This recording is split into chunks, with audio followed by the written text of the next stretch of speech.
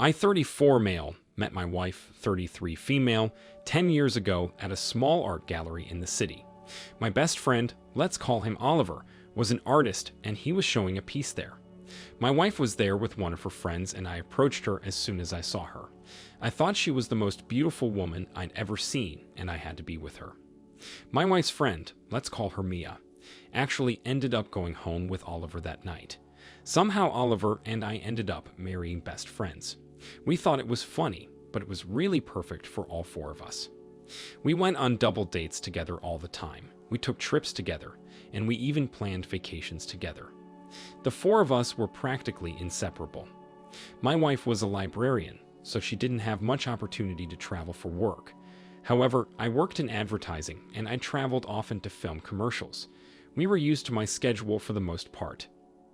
Oliver and Mia both worked from home on a business that I ran together online.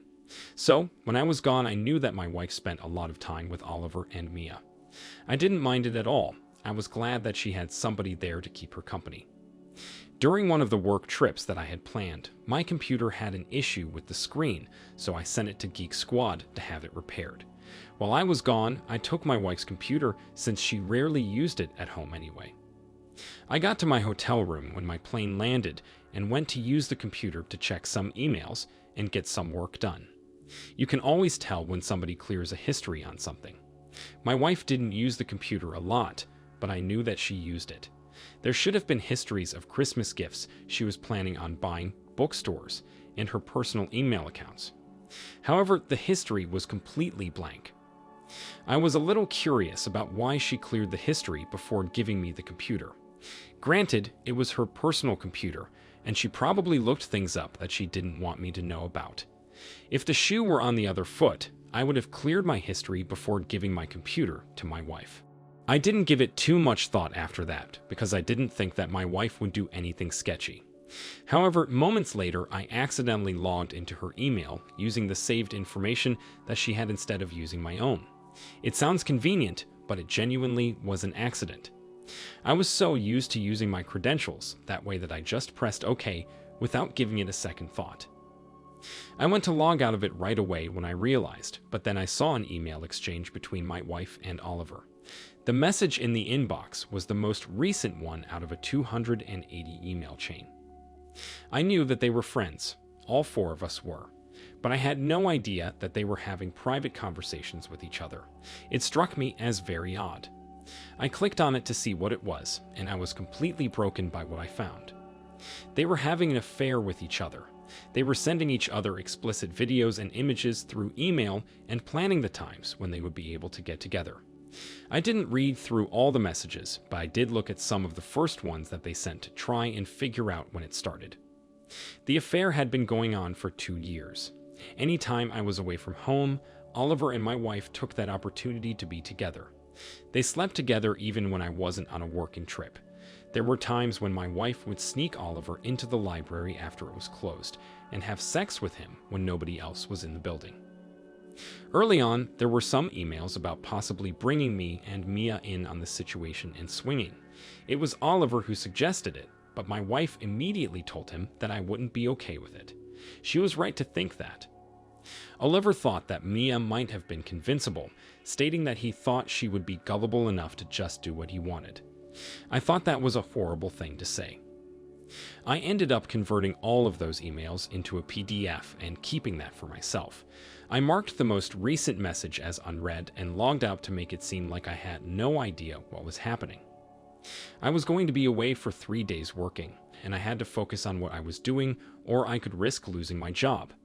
It was absolute torture trying to pretend like nothing was happening when it felt like my entire world was shattering.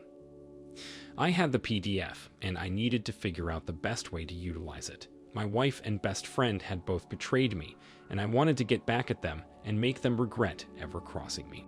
I mulled over what I could do when I returned, and it finally hit me. It was the middle of summer, and it wasn't anything out of the ordinary to invite Oliver and Mia over for a barbecue and some drinks. I suggested it for the weekend when I got back, and my wife was all for it. They showed up on that Saturday, and everything was normal. While we were eating, I brought up to everyone the possibility that we trade partners for the night. It was a joke. I had no intention of doing that, but I just wanted to see their reactions. Mia was appalled by what I suggested, but noticeably my wife and Oliver weren't that shocked. Oliver's lack of reaction actually upset Mia quite a bit. My wife pulled me aside and asked me about why I suggested that, but I just went back to the table and I told Oliver that it was his idea after all. I quoted what he said in the email and mentioned that he thought that Mia would be gullible and would go for it. She was very confused, so I handed her a couple of pages of the email highlights that I printed out. She read over them, and from the context, she figured out what was happening very quickly. She immediately started screaming at my wife and Oliver about what they did. She was hysterical and upset about everything, and I didn't blame her. I felt the same way when I first found out. Oliver tried to punch me in the face. He accused me of ruining his life. I didn't fight him. As much as I wanted to take my anger out on him, I knew that it would only lead to more drama. My wife tried to explain what was happening to me, but nothing she said helped her. Basically, she said that she and Oliver had always been attracted to each other, and after a while, they couldn't take it anymore. They ended up sleeping together. She told me that she didn't think monogamy was for her either, which would have been nice to know before I was married to her for 6 years. Mia and I both ended up divorcing them and pretty much taking everything from them in the divorce. They said that they were attracted to each other, but after everything happened, they didn't even try to be together.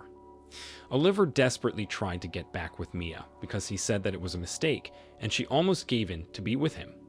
I was able to talk her out of it. I sent the information about my wife sleeping with Oliver in the library to her boss, and she was fired. Now she lives in a studio apartment in the city. She's reached out to me several times apologizing and suggesting that we give it another try.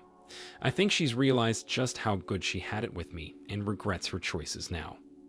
I'm in a good place now after all of this, and I don't want to look back at any of it. I'm finally ready to put myself back out there and move on from it completely. OP, I can't even imagine finding out that the two people you should have trusted most in the world have betrayed you while you're away from them and have to pretend like nothing happened. It must have been unbearable for you to go through that. It definitely sounds like Oliver wasn't a good guy by any means. Saying that he could manipulate his wife into doing something even if she didn't want to do it is very creepy. It's a really good thing that you convinced her not to get back together with him when he tried. She likely would have been very unhappy with him after everything anyway. I always think using the excuse of not wanting to be in a monogamous relationship after cheating is ridiculous. If you feel that you might be polyamorous, then you need to discuss that with your partner before you cheat on them. If it comes down to it, you might not be compatible, and that's okay. Cheating is never an option. It sounds like she was just using that as an excuse to make it seem like she was more sympathetic. Anyways, let's now get into our second story for today. My 28 male, fiancé, 26 female, and I met at a bookstore about 3 years ago. She was working there at the time, and I was going to pick up some new books. She was stocking the shelves, and I saw her and thought she was cute. I asked her for some help looking for a particular book, and we walked off together. We started talking, and I asked her for her number, and things took off from there. I proposed to her about 2 years into the relationship. I knew from the moment that we met that she was something special. I knew I wanted to be with her, and I saw a future with her. Our relationship was great from the start, except for a few issues that we had to work through based on her past relationship. Her ex-boyfriend, who we'll call Ben, was her first serious relationship. They were together for 7 years, and throughout the entirety of it, he was cheating on her and treating her like garbage. She was single for about a year before we met. During that time, she said she did a lot of self-discovery and healed from the relationship, though it didn't always seem like that to me. I never gave her any reason to suspect that I was cheating on her, and I treated her like a queen. The only issue that ever came up was when she started to feel insecure about herself. The relationship she had with Ben took a toll on her, and there were times when she thought that she wasn't good enough to be with someone like me. Ben was a sleaze. He couldn't hold down a job. He was sleeping with anybody that would pay him any attention, and he berated her for the smallest things. I didn't do any of that. I had a great job. She was the only woman for me, and I made sure she knew how wonderful I thought she was. I would treat her with respect, and she wasn't used to it. I knew she had a lot of trauma from that relationship, and I did everything in my power to help her get through it, but I could only do so much. It was on her to take care of her trauma and recover from it. As much as I loved her, it didn't seem like she was willing to take those steps. I hate even saying it because it sounds so insensitive, but it's the truth. I suggested that she go to therapy or see a counselor, but she would tell me that she couldn't afford it. I even offered to pay for it, and she didn't want to do that. All I could do was hope the situation would get better over time. I worked a regular 9-to-5 job in the office, and she was working at the bookstore. Her hours were less regular than mine. Some days she would go in around 10 a.m., and some days she would go in around 2 p.m. I was always at work when she was leaving, regardless of the time, but I always picked her up afterward because she didn't have a car. Because she took public transportation, we shared our locations on our iPhones, so I could always make sure she was safe. It's not something I normally would have done in a relationship, but she had several run-ins with creepy passengers on buses, and it made her nervous. I also like having that peace of mind. Around the holidays, with Black Friday coming up, she was picking up a lot of extra hours preparing for Black Friday sales. Part of that included optional late-night hours that allowed her to prepare new displays and unpack the large quantities of inventory the store received before the sales. When she did that, I didn't see her for dinner or anything like that. I offered to pick her up when she was off her shifts, but she told me that she didn't want to disturb me, so she just planned on taking Uber. I didn't want her to get into some strange man's car in the middle of the night and have something happen, so I stayed up for her regardless. I told her that was the plan, but she insisted on me not picking her up because she didn't want to bother me. The first night that she was gone, I checked her location around 11 o'clock when she was supposed to be clocking out, and I saw that she was at the bookstore. I could see the location updating every few minutes when I checked it to show was in a car on her way home. Everything looked good, so I was less worried. One week, she told me that she was only scheduled to work late 3 days, but on Thursday, she told me that she would be working late again. I wasn't immediately suspicious about that because it seemed like a normal enough thing. I figured maybe another coworker called out or decided they didn't want the extra hours after all. That night, I did what I always did when she worked late. I was up, and around the time she was supposed to be coming home, I looked at her location. Only that time, she wasn't at work. She was at Ben's house. Right away, I was wondering what she was doing there. Surely, if she had to go over to his house for anything, she would have told me about it. It feels silly to admit it, but I didn't even think that an affair was possible. It never would have crossed my mind that she would be cheating on me with him. I waited for the location to change for about half an hour, and it didn't. It wasn't moving at all. I felt weird looking at her location without her knowing, so I waited about 10 more minutes until she would normally be home, and I called her. She didn't answer. After that, I started to worry. She never ignored my calls or messages. I knew that Ben didn't have her best interests in mind whatsoever. From what she described, he was never violent with her, but he didn't want her to leave him. I ran through countless different scenarios in my head about what could have been happening. None of them involved her cheating on me. After the location hadn't moved and she didn't answer my calls, I decided I was going to go see for myself what was happening. I drove over to the house and saw a car in the driveway, so I assumed that Ben was still there. When I checked my fiancé's location, she was still inside the house. I approached the front door, but before I could get there, I heard music coming from the other side. It was the type of music you would have on a sex playlist. It was then that I realized nothing nefarious was happening, and she could have willingly gone there to have an affair. I was frozen for a moment. I didn't know exactly what to do. I had a pretty good idea about what was happening in the house, but I figured if I knocked, they could play it off as something that it wasn't. I ended up going back to my house and waiting there. My fiancé didn't come home for about another 45 minutes after I got back. I just rolled over and pretended to sleep while she got ready for bed. I asked her about work the following morning, and she told me that it was fine. She even made up a story about some drama that happened.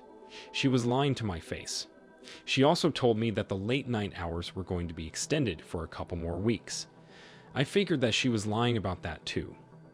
She was preemptively covering for the time she was going to be spending with her ex.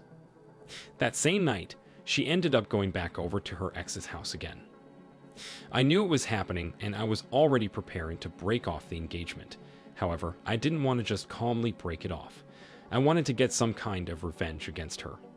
I thought about it for about a week when she was visiting him instead of working, and I came up with something. We were going to be hosting a Friendsgiving dinner at our house, and I figured there was no better time to tell everybody about her affair than then. I almost considered not doing it then because I didn't want to ruin the mood, but toward the end of the meal, I stood up to make a toast. Everybody thought I was going to toast a friendship and my loving fiancé, but I ended the engagement right there. My fiancé was shocked when I made the announcement. I think she thought it was a joke at first, but it definitely wasn't. I elaborated by explaining that I knew she was going over to her ex-boyfriend's house. My fiancé tried to defend it, but she couldn't come up with a good excuse. I just told her that the engagement was off and that she could go stay with Ben if she wanted to be with him so badly. After that, she ran off to the bedroom to go and hide away from everybody because she was humiliated. Everybody else packed their things and left shortly after. When they were all gone, she came back out and yelled at me for humiliating her in front of all of our friends. She told me that she was sleeping with him again, and that was all that it was. She tried to make it seem like because there was nothing emotional involved, it wasn't an affair. I didn't believe that there weren't emotions involved. They were together for a long time, and she stayed with him through a lot of stuff. She had to have had serious feelings for him to put up with as much as she did. I told her that I wanted her to get out of my house, and I gave her a week to gather all of her things and leave. She did end up going back to Ben. I think they're still together, but he definitely hasn't changed his ways, so she must be miserable with him. All of the friends that were with us were definitely on my side. Some of them have tried to make excuses for her behavior by telling me that she might have been manipulated into getting back with him, but I still don't care what the reasoning behind it was. She cheated on me with a man who treated her like garbage, and I just couldn't be with a cheater.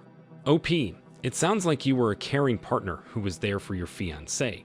It sounds like she had a lot of trauma from the past relationship with Ben, and it is a shame that she couldn't find a way to move on from that so he wouldn't have any hold over her.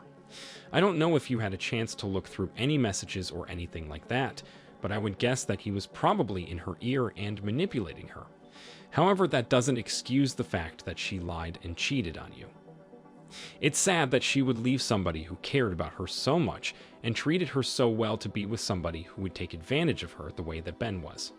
I think she must have had a very low view of herself, which is not good for anyone. When you suggested that she should go to therapy or counseling, you were completely correct in that. It sounds like she should consider going. Thank you all for taking the time to listen to today's stories.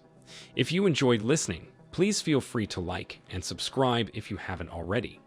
Also, comment below with your thoughts on what happened. If there is a story you would like to share with me about your own situation or someone else's, then please do not hesitate to contact me. Take care.